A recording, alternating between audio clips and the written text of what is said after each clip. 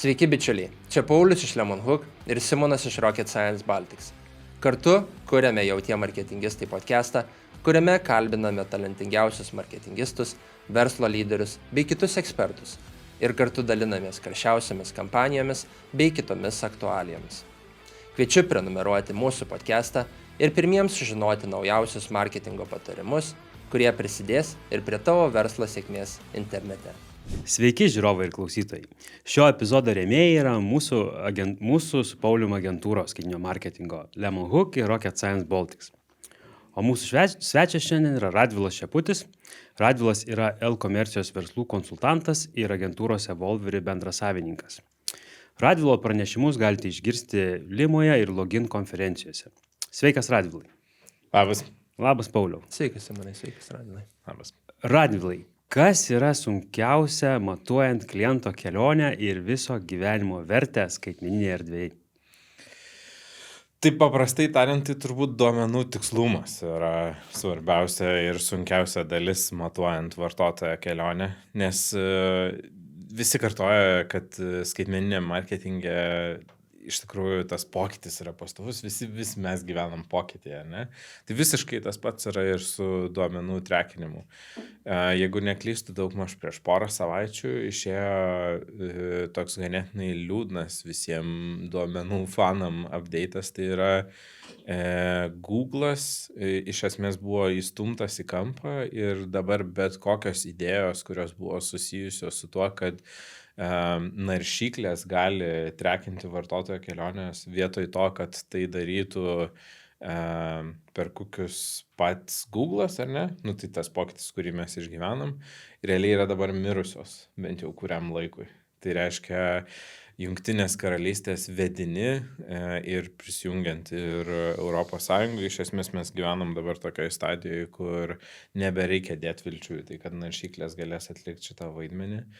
Tai čia vienas dalykas. Kitas dalykas, tai kaip trekinam duomenis, niekada nebuvo super švaru ir tik tai gerai išmanantis žmonės galėdavo savo leisti trekinti duomenis tikrai kokybiškai. Kitaip tariant, tu turi turėti žmogų, kuris techniškai išmano, kaip tinkamai susetapinti viską, tam, kad tu galėtum pasitikėti tais duomenimis, kuriuos matai. Aš būdavau visą laiką tas pirmas, kuris tyčiojasi iš radijo ir televizijos dėl būtent duomenų sekimo. Nuostabus kanalai, nieko neturiu prieš juos, bet duomenų sekimas ten labai įdomus. Linkiu pasidomėti visiems. Bet mes buvom skirtingi. Mes tai yra skaitmeninės rinkodaros analitikai, mes buvom skirtingi, mes buvom tie, kurie galėdavo sakyti, ne, mes žinom, kaip daryti dalykus, kur kas atsiperka ir kur ką alokuoti.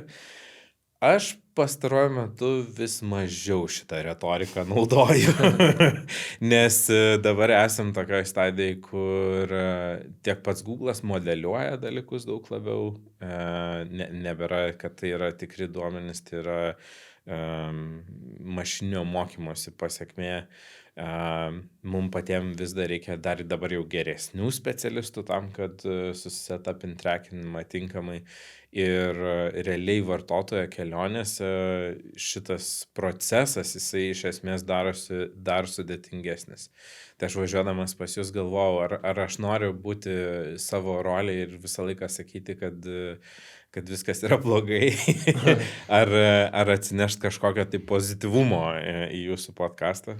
Tai pagalvojau, kad iš tikrųjų tokių gerų labai kažkokių naujienų daug nėra. Išskyrus vieną.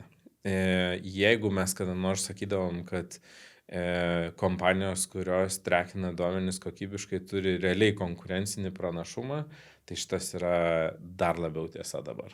Tai kitaip tariant, labai lengvas pasirinkimas. Jeigu tu augi, jeigu tu investuoji daug į skaitmeninę rinkodarą, tai iš esmės dabar gyvenam tokioje stadijoje, kur kokybiškas duomenų siekimas tau gali nulemti absoliutų pranašumą. Nes tau konkurentai, jeigu jie neinvestuosi, tai jie tiesiog yra klausimas, kada baigsis resursai. O sakyk, Radvilai, tuomet ką dabar reiškia verslams ir marketingistams, kuomet nebegalėsime sekti reklamų per browserį? Kaip reikės spręsti šią problemą? Tai server-side trackingas turbūt yra pagrindinis dalykas, tagingas kokybiškas irgi yra antroji vietoje ir trečia turbūt UTM naudojimas. Tai šitie 3 elementai yra tai, ko labiausiai reikia. Jeigu lendant truputėlį gilyn, tai mes kur yra didžioji problema filosofiškai galima šitą pasižiūrėti, ką iš esmės ES bando padaryti. Galim labai filosofiškai šitą pasižiūrėti, tai yra susirinkti pinigų. Ir kadangi už duomenis susirinkti pinigų darosi labai labai sudėtinga, realiai beveik neįmanoma, tai reikia kažkokiu tai būdu reguliuoti rinką. Ir kas tada atsiranda GDPR'as. Ir kas tai yra būdas, metodas susirinkti iš didžiųjų kompanijų pinigų. Aš nesakau, kad tai yra blogai, tiesiog sakau, kad man atrodo, kad šitoje užduotyje, kurią savo išskėlė ES, gali būti daug kritusių nekaltų žmonių, collateral damage toksai. Tai ką tai reiškia? Tai reiškia, kad iš esmės didžiosios platformos, ir visiškai neseniai gavom, atnaujinimą apie tai, kad X'as gavo baudą iš ES, lygiai taip pat iš Jungtinės karalystės greičiausiai seks tas pats. Tai mes gyvenam tokiam laikė, kur iš esmės bandoma susirinkti pinigų į biudžetą tam, kad šitos didžiosios kompanijos nesinaudotų nemokamai šitais dalykais. Tai metodas yra baudos ir čia yra būdas surinkti. Tai čia labai, labai aukštų filosofinių lygių pažiūrėjus šitą. Nusileidus žemiau, kas vyksta, tai mes turim taisyklės, ar ne? Ir tada natūrali reakcija į šitą, kur jau, jeigu aš neklystu, kokie 6 metai Google'as tam ruošiasi ir tvarkėsi, buvo rasti kitą technologiją, kuri iš esmės galėtų atlikti tą patį vaidmenį, tą patį rinkimą, bet kuo visą tai baigėsi, tai yra tai, kad realiai mes šiandien turim situaciją, kur Google'as įmetė rankšluostį į ringą ir sako, ne, mes daugiau nekovosim dėl šito.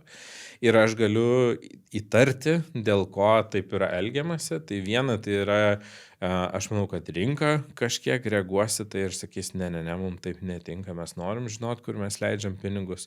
Bet iš kitos pusės aš įtariu, kad bus reakcija ir didžiųjų kompanijų. Tai nepaisant to, kad jos gali sau leisti didelius, gerus specialistus ir gali susitrekinti viską, mes turbūt turėsim tą situaciją, kur kam naikinti kažkas, kas yra labai gerai. Ir aš nesuprantu iš tikrųjų, jeigu taip nuoširdžiai, aš tai nesuprantu to tokio Don Kichoto darbo iš ES, kam iš to nauda, kolegos, jūs žinot? Tai vat klausimas, ar tada vartotojas iš to išlošia kažką? Ne, mes turim daugiau mygtukų paspaust, kur nenoriu, kad mane trekintų ir tada kiekvieną kartą, kai aš ateinu į tą svetainę, aš nenoriu, kad mane trekintų ir kiekvieną kartą manęs klausia, vis dar nenoriu, kad mane trekintų. Ir gausi relevant skelbimus tikriausiai šitoje vietoje irgi turbūt, kai tu nesuseksi per kokius vartotoją. Tai aišku, kad taip, čia yra tokia jau žemiausio lygio, ta prasme, reklamos lygyje, jeigu tu žiūri, taip tu negausi aktualios reklamos, kiek tau dėl to skauda, turbūt reikėtų paklausti visų tų žmonių, kurie yra sėkmingai susidėję adblockerius ir nemato tos reklamos iš viso.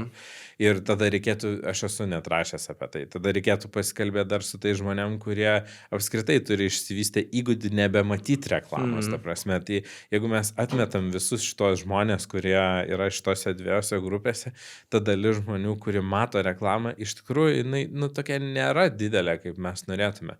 Dar palaukit, dar vieną grupę galiu pridėti žmonių, tai yra tie, kurie sukčiauja. Visiškai nesusiję su vartotojais, bet mes turim reklamos sukčius, ar ne? Ir yra estimuojama, statistos duomenys, tai nežinau, kiek čia kokybiškai, bet yra estimuojama, kad jeigu reklamai išleidžiama 600 milijardų, tai 100 milijardų nueina sukčiams. Tai ką tie sukčiai padaro, sufeikina paspaudimus? Jo, ir jie tai daro labai įdomiai, iš tikrųjų, tai Yra keletą metodų, šiaip yra nerealių pranešimų, tai vat savo studentam visą laiką duodu pasižiūrėti šitą.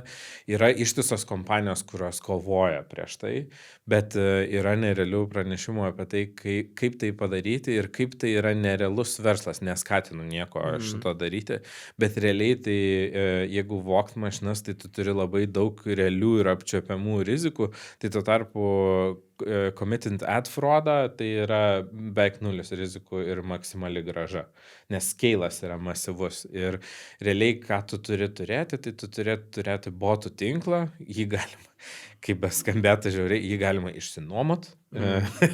Ir ten, kai visi žmonės jaudinas dėl to, kad dark web'e jų duomenys skraidžia, tai čia yra gėlytės palyginus su to, kas yra dark web'e ir ką ten galima pasidaryti, ta prasme, toj pačioj skaitmenoj. Tai aš nesu dar susidūręs asmeniškai su visu šito, tai tik teoriniam lygyje domiuosi to, nes tai yra mano sritis ir tiesiog įdomu, kaip apeina žmonės taisyklės, bet realiai išsinuomoja bot networkus, vienas būdas, kitas būdas tai yra tiesiog tu malware turi savo kompę ir naudoja tavo kompą kaip naršymo įrenginį realiai, tau nežinant apie tai. Ir paskutinė dalis, tai tau reikia su tais botais eiti į visokius prabangius, daug už reklamą mokančius tinklalapius, įsivaizduokit New York Times, Economist ir taip toliau, ir tada eiti į savo tinklalapius ir tada tau moka už tą reklamą ir paspaudimus.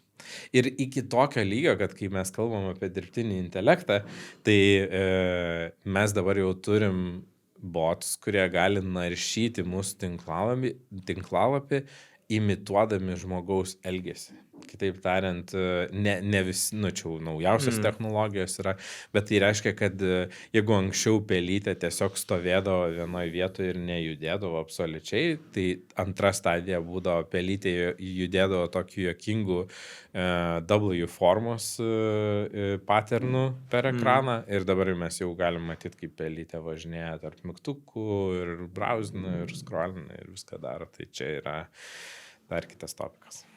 Radvilai, nemažai dirbat irgi su conversion rate optimizacija, tai optimizuoti svetainės, padidinti konversijas. Ar dabar vis dažniau pastebite tų botų pasimis svetainėje? Ne, visa laimė ne, džiaugiuosi tuo, bet nėra taip, kad mes, vienas dalykas, nes nesam super įdomus šitoj, tai ten paimta Amerika, tai didžioji dalis fraudo atgula ten vis dėlto, jei, ir tuo pačiu, kaip gaila. Bet taip, Lietuvos rinkoje tai šitas nėra super gajus reikalas. Aš nenustepčiau, jeigu Lietuvoje yra daugiau fraudsterų negu priešingai. Okay. Gal tada šiek tiek dar grįžkim prie mūsų tos pagrindinės temos, tai duomenų analitika ir galbūt galėtum pasidalinti, kadangi šių dienų verslai susiduria vis su daugiau problemų ir didesniais vis iššūkiais matuojant duomenis. Ką galbūt parekomenduotum verslam, kokius įrankius rinktis, kokias pagrindinės metrikas sekti. Gali paimti keliais pjūviais čia, tai tiek B2B verslus, tiek elektroninės parduotuvės, kaip nori. Ok, tai tikrai būtų galima drąsiai sakyti, kad B2B versle ir e-komercijos versle metrikos turėtų būti skirtingos, jos nėra vienodos. Tai jeigu pasiemam B2B, tai turbūt mes žiūrėtume į metrikas, kurios labai greitai pereina jau ir į sales metrikas. Pirma, turbūt, ką labiausiai reikėtų sekti, tai yra Customer Lifetime Value ir Customer Acquisition Cost. Ir B2B kontekste mes turbūt turėtume galvoti apie tai, kad veikiame kampanijomis. Tai reiškia, kad yra kažkoks, važiuojam į renginį, pavyzdžiui, ar ne, ir norime, kad pas mus ateitų kažkiek tai lydų per tą renginį. Tai automatiškai ko tikėtis reikėtų, tai yra, kad mes organizuosim kampaniją dedikuotą šitam renginiui ir galim susiskaičiuoti visą savo marketingo biudžetą tam. Tai čia tai mums padės susiskaičiuoti Customer Acquisition Cost jeigu mes prisitraukėme tų lydų ir kad ir nesvarbu, ar ne, mes galime indikuoti, kad jie atėjo per tam tikrą kampaniją ir jeigu mes sutrekinam visą tai, o tai padaryti tikrai įmanoma, vien laikas mums gali padėti šitą padaryti. Tai elementariai mes galime priskirti ir lifetime value, dėl to, kad net jei mūsų pardavimų ciklai yra super ilgi, metai, 2 metai, nesvarbu, mūsų marketingo kampanija dalyvavo pritraukiant šitą lydą ir automatiškai mes galim sakyti, kad jinai turėjo kažkokią vertę, kontributina tam lydo sukurtai vertei. Tai čia B2B. E-komercijai, direct consumer, tai reiškia, kur parduodam galutiniam vartotojui, tai 2 kitos metrikos turbūt, ar nežinau, jų ženkliai daugiau yra, bet aš turbūt sakyčiau, kad ROI turbūt vienas iš tokių aukščiausio lygio metrikų, ROAS, tai yra Return on Ad Spend, yra kita ir Cost per Acquisition, turbūt CPA yra pagrindiniai dalykai, kuriuos reikėtų sekti. Tai CPA atitikmuo yra B2B kontekste yra CPL, tai Cost per Lead, jie iš esmės reiškia tą patį, tik vadinasi truputį kitaip priklausomai nuo konteksto.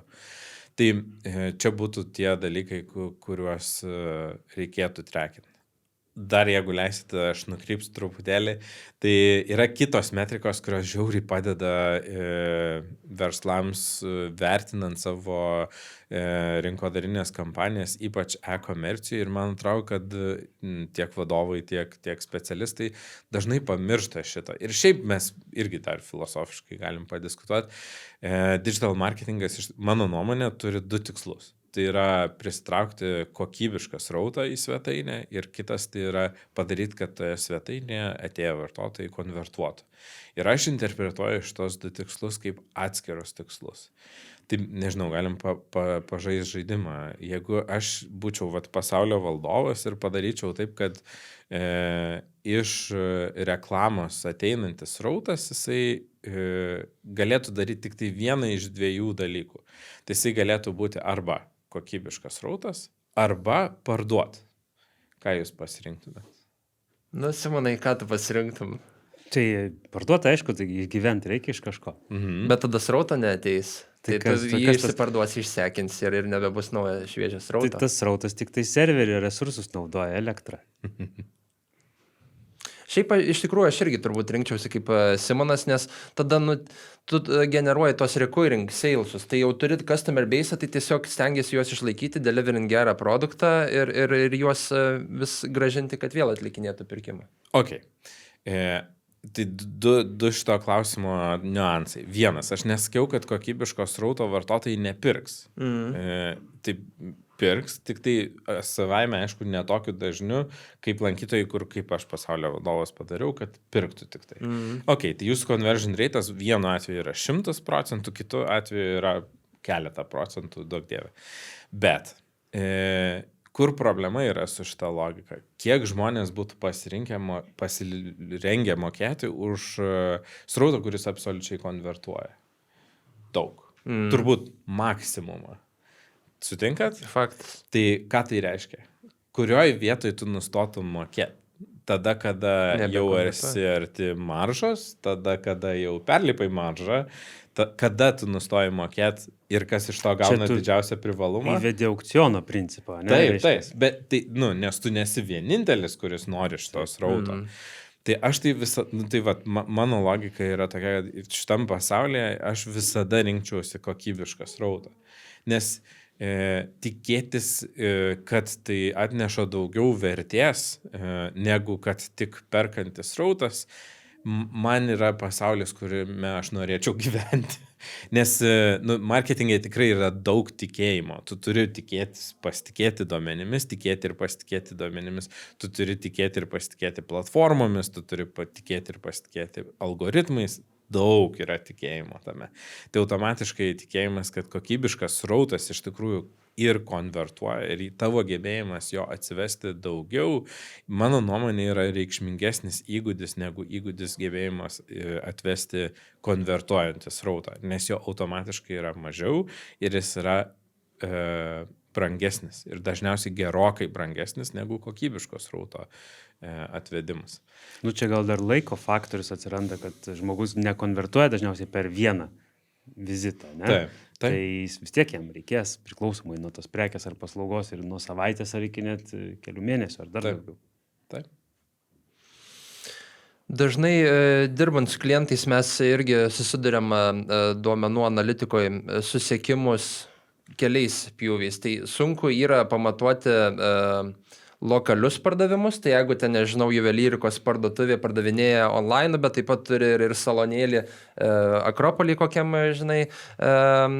Ir tada kitas pjūvis yra, dažnai irgi klientai prašo irgi matuoti ir pateikti rezultatus pagal ROI, bet toje metrikoje ROI reikia žinoti kliento išlaidas. Ir tada tu, kai nežinai, iki kurio lygio eiti, kada nežinai kliento irgi išlaidų, tai dažniausiai vis tiek matuojame ROI, tą vadiname return on ad spend. Gal galėtum pasidalinti galbūt keliais patarimais, kaip tuos lokalius pardavimus matuoti? Tai aš tai sakyčiau, kad čia du atskiri pasauliai. Jeigu pažiūrėtumėt naujausius Black Friday, Cyber Monday duomenis, tai skaitmenoje labai aiškiai matosi, tai visų pirma, šie metai vėl rekordiniai metai, vėl didžiausi pardavimai, Lietuva ir Jungtinės Amerikos valstijos, ta pati situacija. Manau, kad daugiau mažiau visur panašia situacija. Kas laimi, tai yra skaitmeniniai pardavimai. Mobilas dabar yra pagrindinis pardavimų kanalas. Ir kai aš tiesiog atmetu šitą logiką, ta prasme, kad bandyti prisimti kažkokią tai vertę, kad žmonės fiziškai būtinai turi ateiti ir tada tu turi priskaičiuoti papildomai savo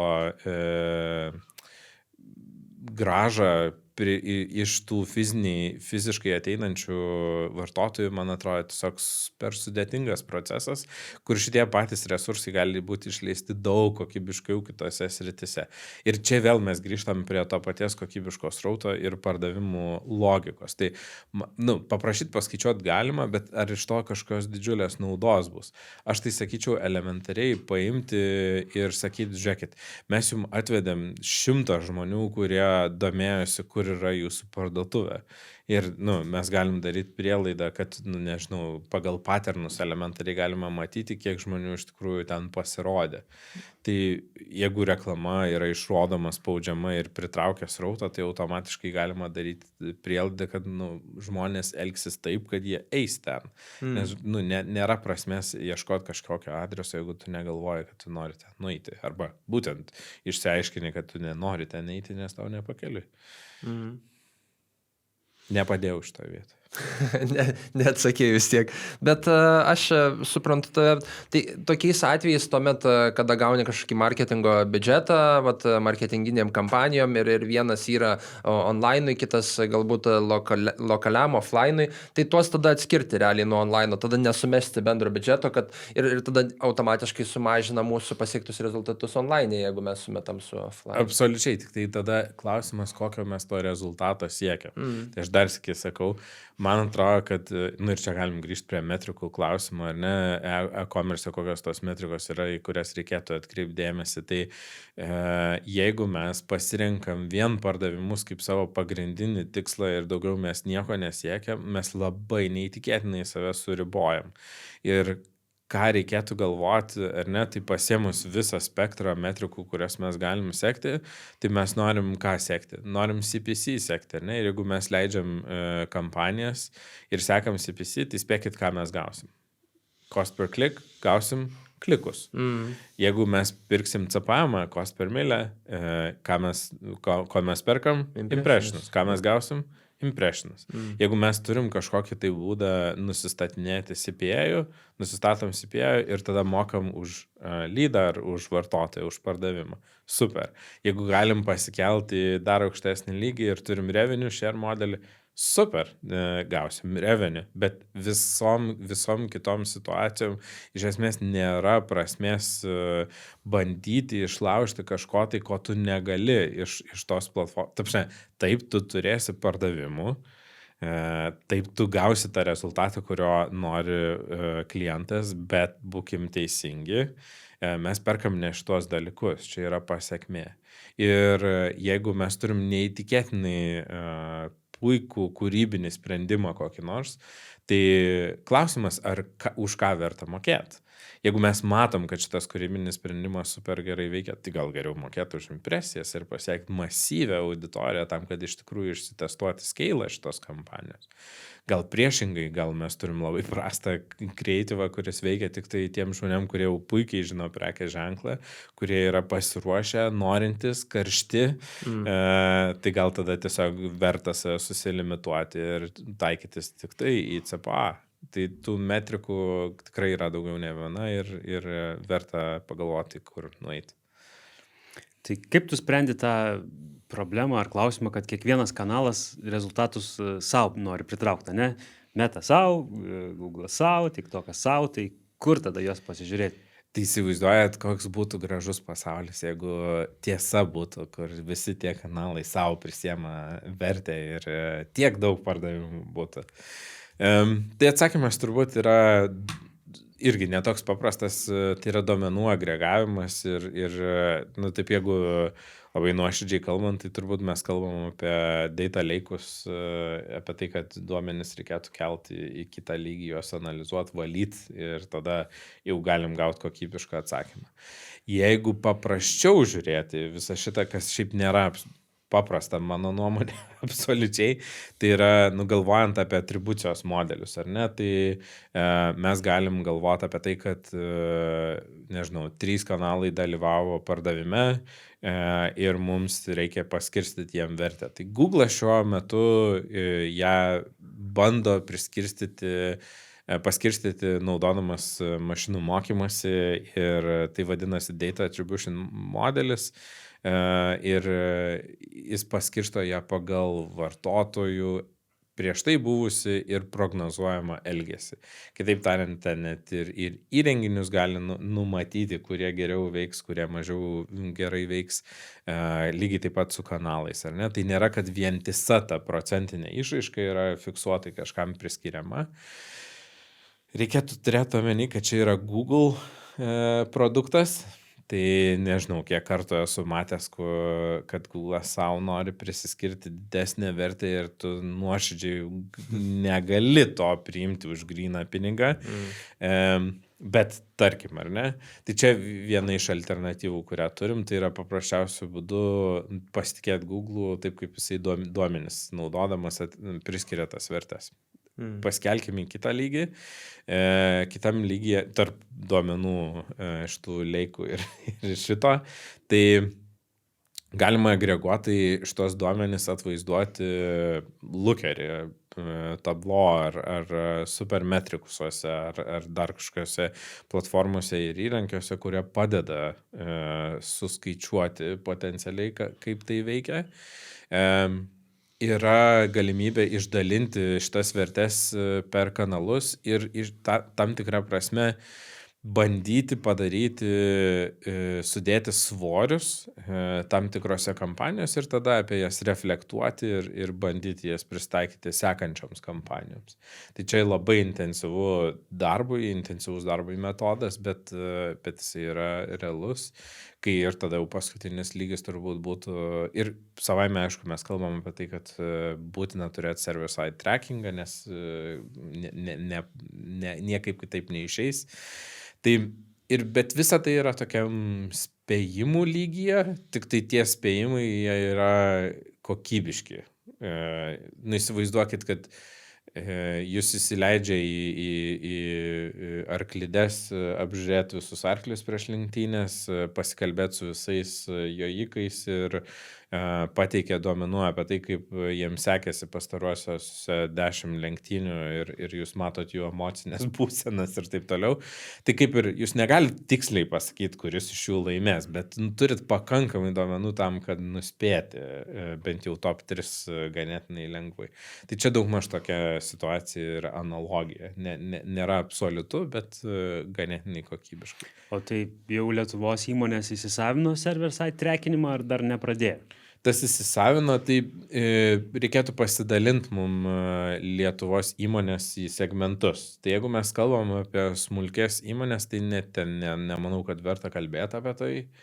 Tai tiesiog per daug resursų reikalauja, nėra kažkas ten super sudėtingo, įmanoma tai pasidaryti ir sėkmingai veikianti smulki įmonė tikrai gali tai pasidaryti, bet vidutinės ir didesnės įmonės, tai aš sakyčiau, kad taip, jeigu nori kokybiškai leisti pinigus kažkurio momentu, tiesiog labai aiškiai pasijaučia skausmas.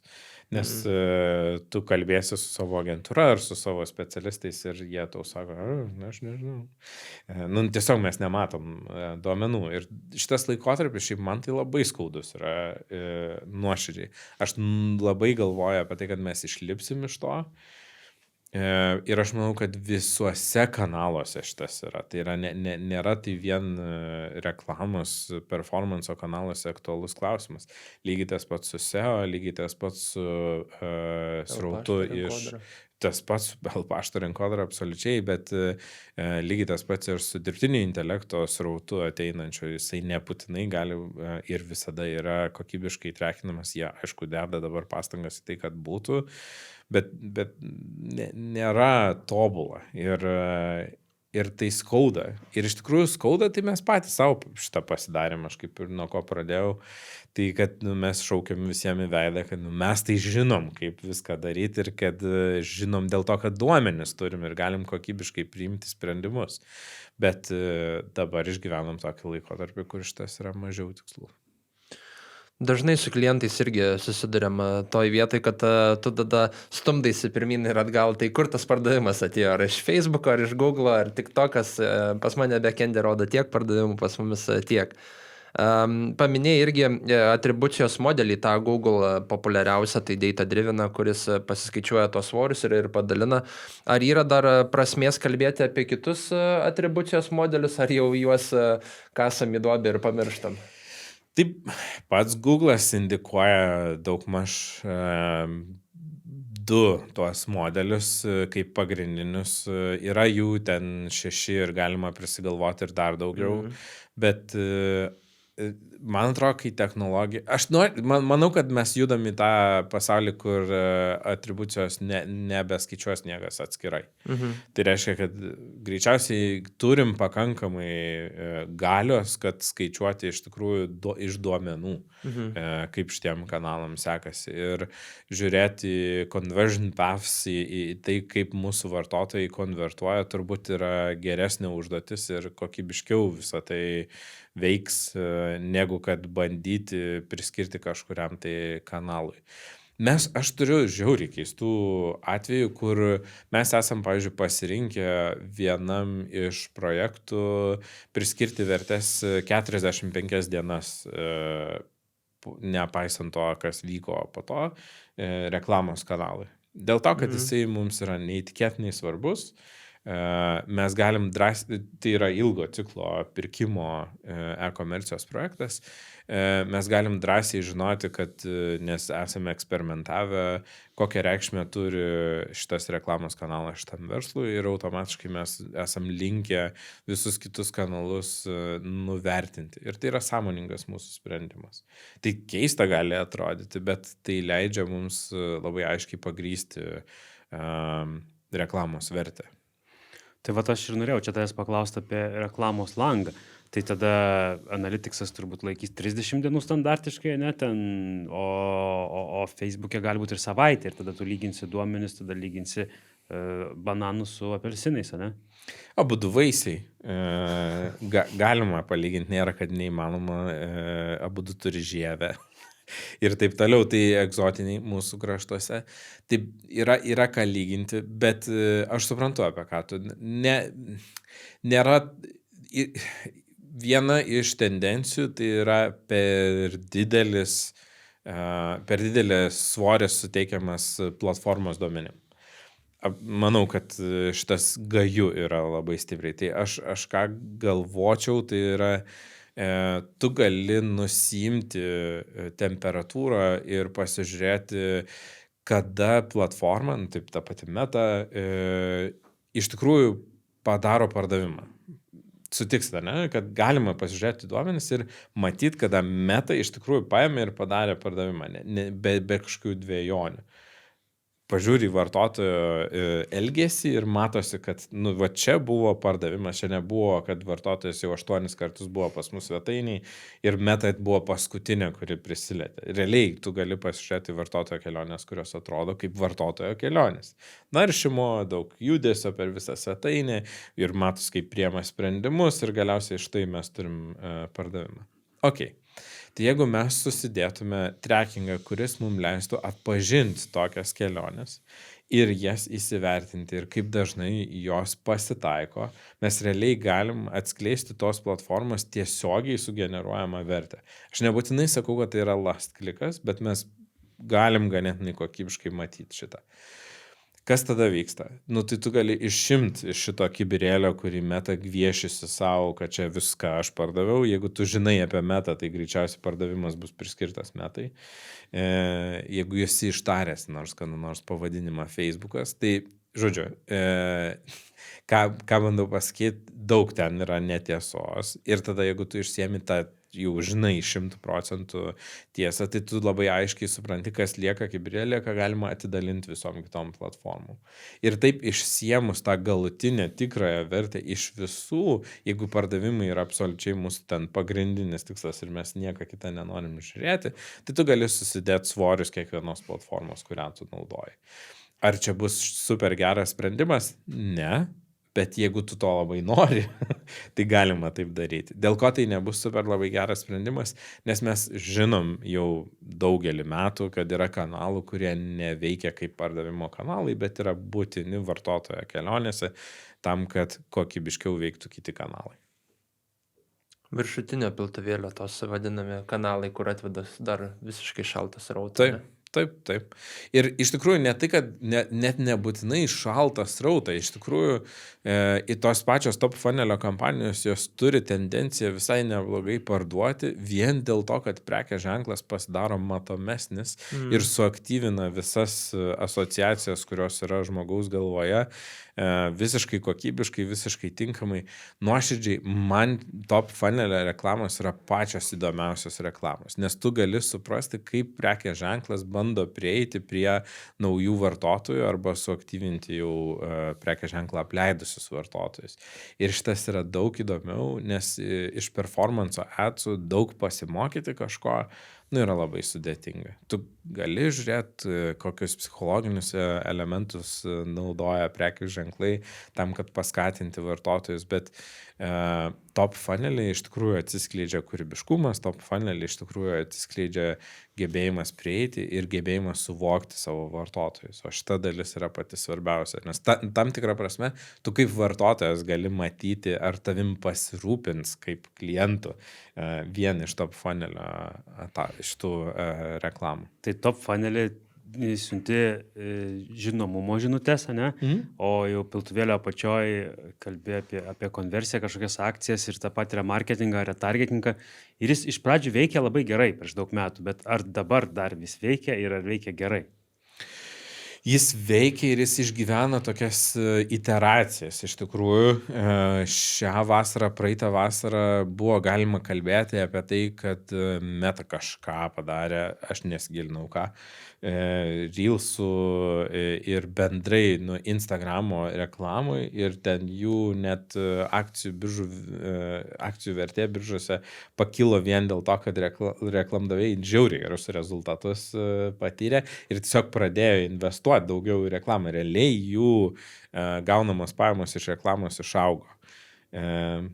Čia irgi dar nukrypimas vienas lyrinis, tai aš žiūrėjau paskutinio pusmečio duomenis apie tai, kiek uždirbo Meta iš reklamos, tai tiek, kiek Lietuva turi bendro vidaus produkto per metus. Tie per pusmetį, tiek sugeneruoja iš reklamos.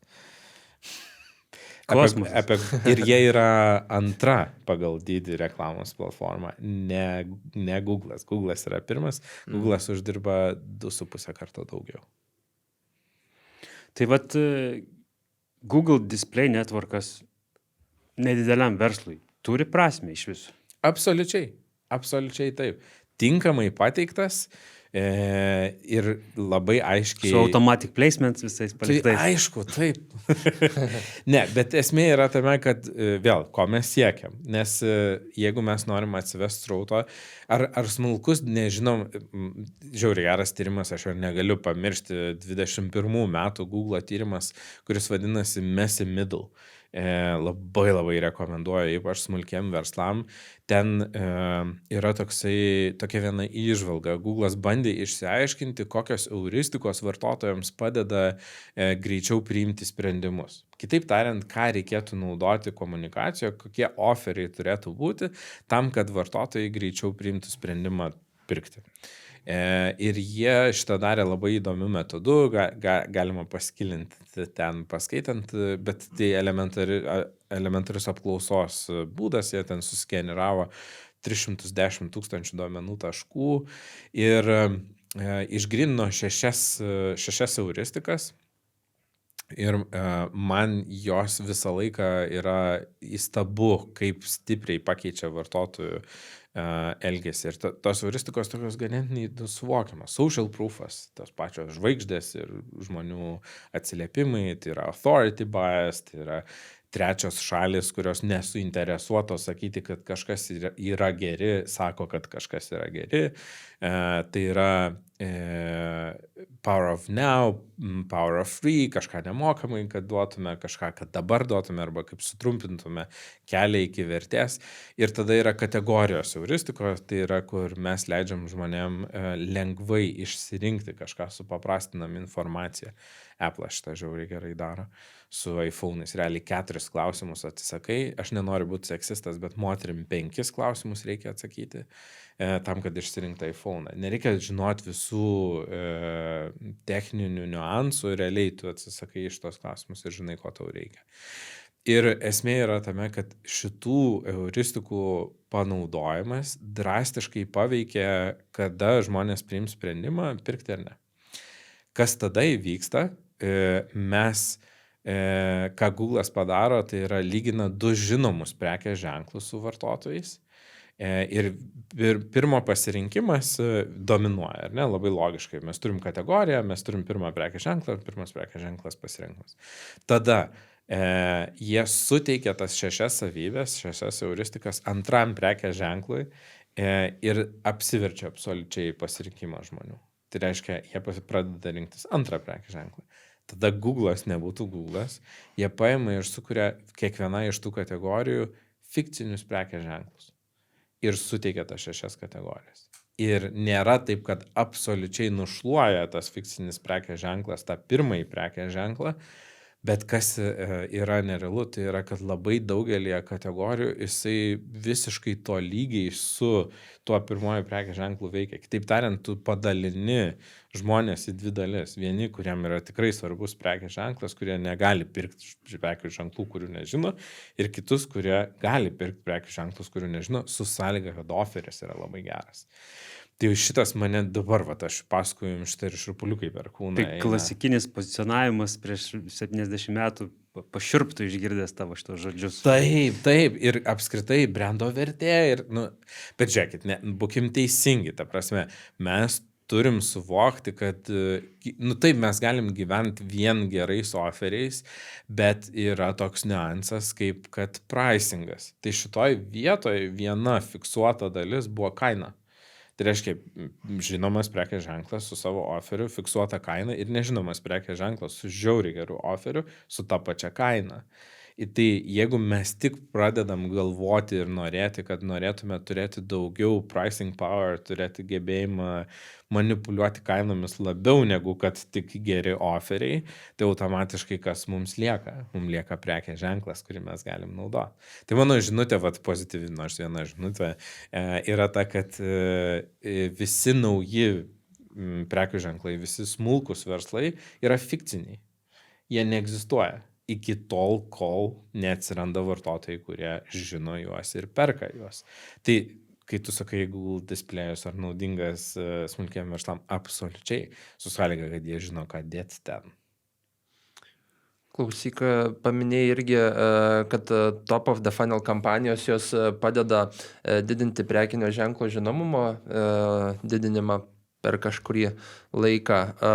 Čia irgi galbūt kitas iššūkis, ką dažnai susiduriam, tai kaip pamatuoti tą prekinę ženklo žinomumo padidinimą po kažkokių marketinginių veiksmų atliktų. Tai klasikiniu būdu yra nusisamdai kompaniją, kuri daro tyrimus ir pasimatuoja. Bet dabar jau yra ir matyt dabar yra aktualiau negu kada nors buvo ir manau kiekvieni sekantis metai bus vis labiau tai tiesa. Realiai galima modeliuoti prekės ženklo žinomumą pagal prekės ženklo paieškas. Šitie du dalykai koreliuoja ir šitą Lesbinetas yra įrodęs. Tai jie darė tyrimus ir rado, kad realiai langas, kurį turi prekės ženklas prieš jam krentant, yra tarp 6 ir 9 mėnesių.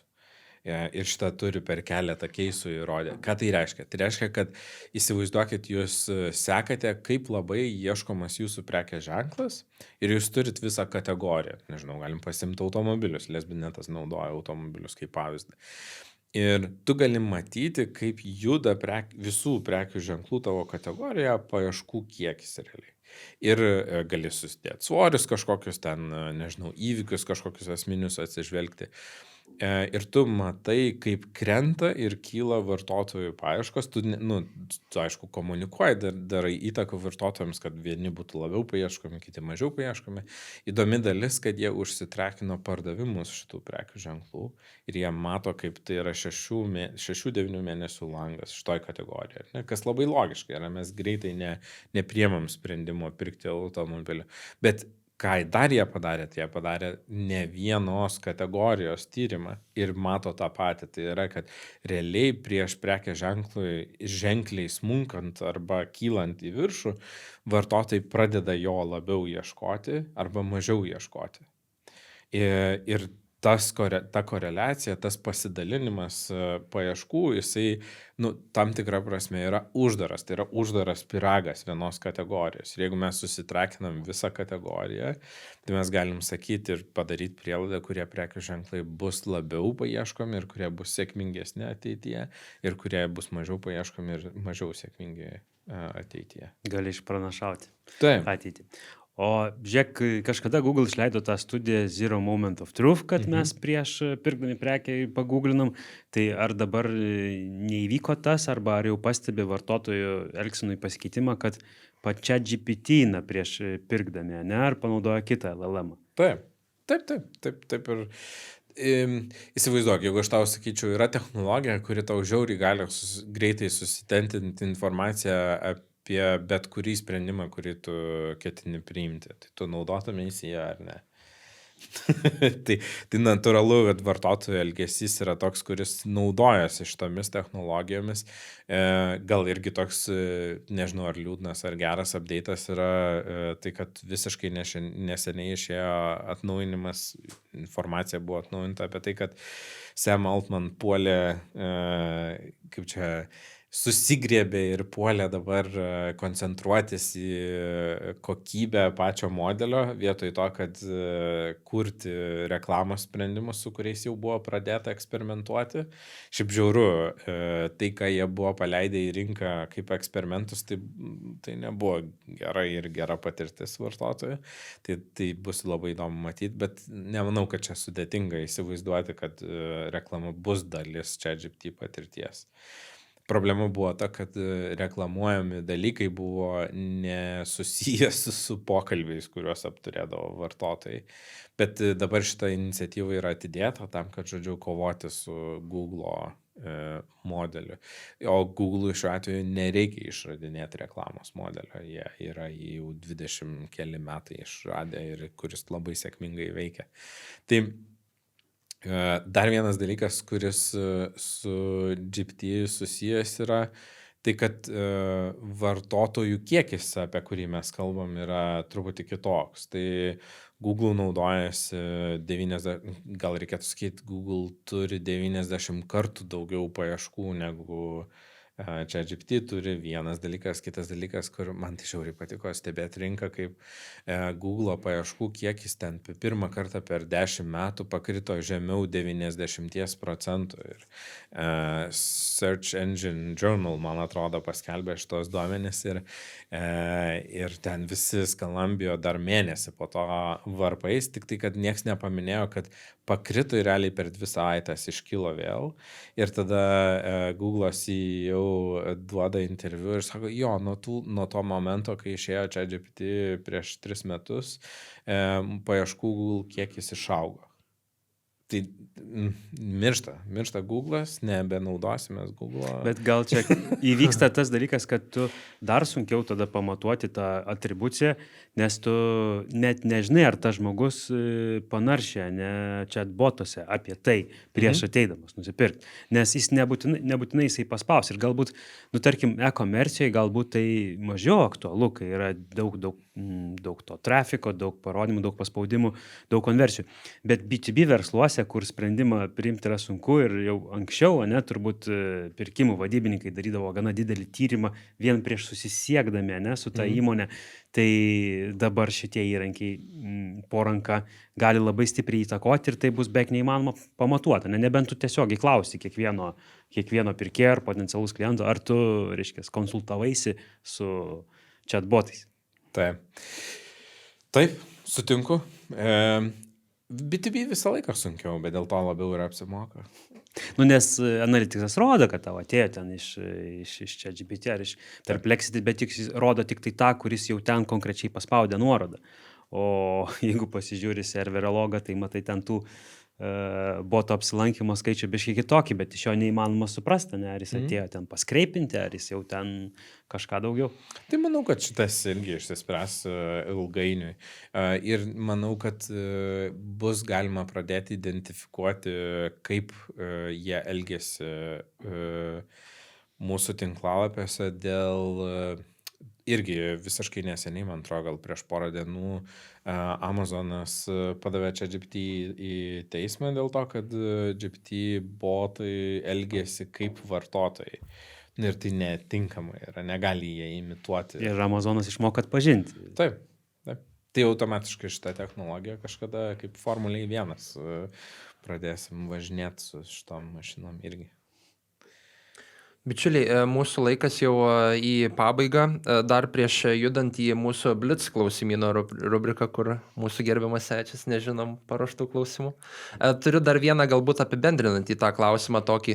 Tai kadangi daug tų iššūkių susiduria verslai šių dienų aktualijomis, sekant duomenis, tai ir pats tikriausiai su agentūrinė veikla esi prisilietęs prie nemažai įvairiausių paskirų reklamos, tiek analitinių.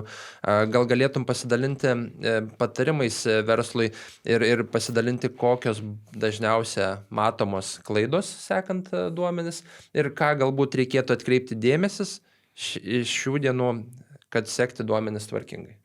Tai aš kaip ir minėjau, jeigu yra tikrai pasiryžimas tai daryti rimtai, o ne imituoti duomenų sekimą, tai aš sakyčiau, kad turbūt 3 dalykai. Tai numeris 1 tai yra susitvarkyti server-side trackingą. Numeris 2 tai yra susitvarkyti visus tagus ir prasiaudituoti juos ir tinkamai tai atlikti, idealiu atveju pasitelkiant kažką, kas išmano šitą. Ir numeris 3 tai yra investuoti į įrankį, arba nebūtinai tai yra, kad pirkti jį reikia, bet tiesiog laiko skirti tam, kad atvaizduoti tos duomenis kokybiškai. Tai bendrai leidžiant klaidos kokios, tai elementarus UTM kodų nenaudojamas, dvigubų konversijų sekimas, tagai, kai būna skirtingi sudėti ir identifikuoti kaip key eventai ir nežinojimas, kad tai vyksta. Tai tiesiog, kai pradeda kilti klausimai, kad kažkas yra ne taip, nepasiduoti, neatiduoti to smalsumo, sekti juo ir tada susirasti, kur yra problema.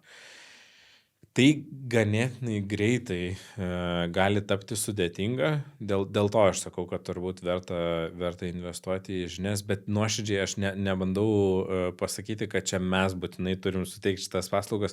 Ką aš bandau pasakyti, geriausias būdas mokytis yra iš tų žmonių, kurie kažką moka.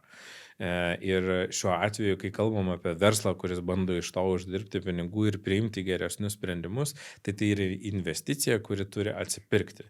Ir automatiškai, sakau, kompanijos, kurios investuoja į duomenų kokybę ir į sprendimų priėmimą pagrįstą jais, laimi ir turi konkurencinį pranašumą. Aš nesakau, kad nereikia vadovautis nuojautomis karts nuo karto. Čia ne visai tokia žinutė, aš tiesiog sakau, kad čia daug užtikrintesnis būdas judėti į priekį. Tai jeigu taip paminėtume tokius gal kelis įvykius didžiausius, kurie supurtė tą duomenų sekimą, tai turbūt Apple, ne, privacy update ir dar consent mode antro išėjimas, ne, kad iš tikrųjų tag manageris turi išjungti tuos kokius. Tai jeigu ir toliau tokiais tempais judėsim, tai tada tapsim nieko nesiskirs skaitmeninis marketingas nuo, kaip ir minėjai pradžioj, nuo televizijos ar radio trackingo, ne? Ne. Bent jau matysim klikus, ne? Taip, tai vienas dalykas, bet server-side'as iš tikrųjų neišsprendžia pilnai iš tos problemos, bet gerokai priartina prie kažkokios tiesos. Įsivaizduok, jeigu mes, šiaip iš tikrųjų šiuo metu, manau, kad su dirbtinio intelekto pagalba mes galim pasigerinti savo duomenis iki tokio lygio, kur klausimas, ar nebus geriau negu buvo iki tol. Tik tai, kur problema yra, reikia tų duomenų kokybiškų. Ir kiekio tada reikia. Ir kiekio reikia irgi. Bet čia jau klausimas, į ką koncentruosimės. Man atrodo, kad jeigu imtume tokius standartinius vidutinio dydžio e-commerce'us, jiem neturėtų kilti kažkokių masyvių problemų tam, kad kokybiškai priimti sprendimus. Aišku, kai turim platformas, kurios agreguoja tos duomenys ir mato labai plačiai, kaip mums kam ir kaip sekasi, tai dar kitas lygis. Bet aš manau, kad aš nepasiduočiau ir vis dar tikiu, kad gyvensime tokioje aplinkoje, kur dar kokybiškiau mes galėsime sekti. Klausimas tik tai yra, ar tai Google'as bus mūsų duomenų sekimo provideris.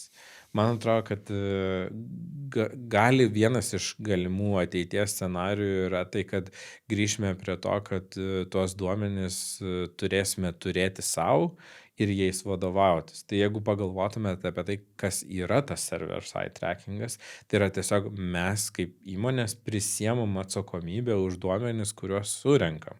Šiaip pats metodas, jisai kažkaip ten drastiškai labai nesikeičia. Skirtumas yra tas, kad duomenis renka ne Google'as, o mes renkam ir tada mes kaip įmonė prisiemam atsakomybę už tai, kad dalinamės tais duomenimis su trečiosiamis šalimis, šiuo atveju Google. Tai tas santykis yra tinkamai apibrėžtas ir ar biurokratija šiuo atveju daro gerą darbą ar blogą darbą, aš nežinau, ateitis parodys. Dabar jausmas yra toksai, kad nėra tai geras darbas, nes labai sunku apčiuopti tą tikrąją vertę, kurios yra siekiama. Ir jeigu labai taip asmeninę poziciją galėčiau išsakyti, tai aš saugumą vertinu labiau negu privatumą. Tai jeigu galima nulaužti įmonių serverius, tai Google serverius nulaužti yra sudėtingiau. Tai šiuo atveju aš kaip vartotojas turbūt būčiau labiau linkęs, kad mane Google'as trackintų, negu kad mane jūs trackintų. Kiekviena įmonė, kuri leidžia reklamą. Tai. Kągi, pabaigai turim mūsų blitz klausimynų rubriką, tai prašysiu Radvilai tada trumpai, galbūt per daug negalvojant, atsakyti į mūsų paruoštus klausimus. Gerai. Tai važiuojam. Jeigu reikėtų pasirinkti vieną svarbiausią įgūdį marketingo specialistų iš visų disciplinų, koks tai būtų ir kodėl? Aš sakyčiau, marketingo strategija STP. Jeigu tu gebi šitą padaryti, visą kitą tik detalės. Okay. Segmentavimas, targetinimas ir pozicionavimas. Okay. Nemažai irgi dirbi su CRO, tai sekantis klausimas būtų galbūt, koks buvo mažiausias CRO testas atliktas po hipotezės, kuris atnešė daugiausia vertės ir net visus privertė šypsotis. Negaliu šito atsakyti, bet galiu pasakyti, kad per gyvenimą esu testavęs 2 mygtukus ir mygtukų spalvų pakeitimus ir abu 2 kartus turėjau logiką, kodėl reikia jį testuoti ir abu 2 kartus laimėjo testai.